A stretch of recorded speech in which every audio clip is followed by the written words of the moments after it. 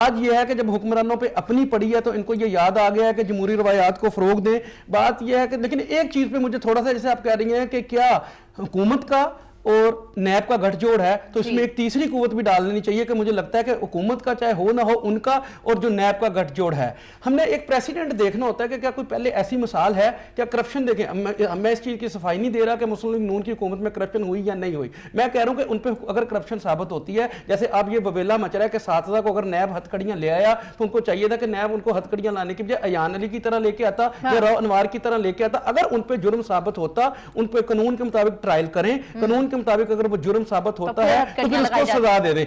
دوسری بات ہے کہ اگر دیکھیں کس لیے ہوتا ہے آپ نے ریمانڈ اس لیے ہوتا ہے کہ کسی بندے پہ کوئی جرم کا الزام لگا ہے تو اس کو آپ ثابت کریں. اس کے لیے اس بندے کو آپ نے طلب کرنا ہوتا ہے, وہ آپ کے ساتھ کوآپریٹ کر رہا ہے یا اگر پولیس افسر یا ادھر نیب آفیسر سمجھتا ہے کہ یہ بندے کے فرار ہونے کا یا دوبارہ شامل تفتیش نہ ہونے کا اندیشہ ہے تو وہ اس کی جو ہے وہ گرفتاری ڈالتا ہے یا اس کا جو ہے وہ ریمانڈ طلب کرتا ہے. اگر شہباز شریف کو انہوں نے بلایا, اگر شہباز شریف نے آنے میں کوئی حل و حجت کا جو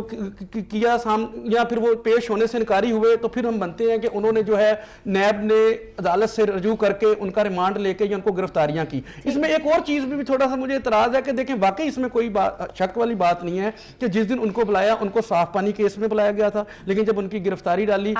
تھوڑی سی بات میں کروں گا آشیانہ ڈالی. صاف پانی کیس میں اگر ان کے دماد پہ کوئی کیس ہے تو وہ یہ ہے کہ ان کے دماد کا جو ایم اے معلوم روڈ پہ پلازا ہے اس کے جو کرائے پہ فلورز لیے گئے ہیں جہاں پہ صاف پانی کمپنی کا آفس بنا تھا اس کے کرائے زیادہ دینے سے یا اس میں جو ہیر پھیر ہے ہم کسی بندے کی صفائی پیش نہیں کر رہے. ہم کہہ رہے ہیں کہ قانون کے مطابق اگر آپ کاروائی کریں ان پہ جرم ثابت ہوتا ہے کہ ہاں ٹھیک ہے اگر یہ ان کا ایگزٹ کنٹرول لسٹ میں ڈال دیتے. اپوزیشن لیڈر ہے ایک بندہ پورے پاکستان کا, کیا آپ سمجھتے ہیں کہ وہ فرار ہو جائے گا یا آپ جب ان کو پیشی پہ بلائیں وہ پیش نہ ہوگا؟ وہ تو پیشیوں پہ بھی جا رہے تھے, وہ تو اپنا نیب کی تفتیش کا سامنا بھی کر رہے تھے. اب صرف یہ ہے کہ یہاں پہ غیر جانبداری دیکھیں کسی کے معاملے میں نظر نہیں آنی چاہیے. اگر وہ جرم سرزد ہوا ہے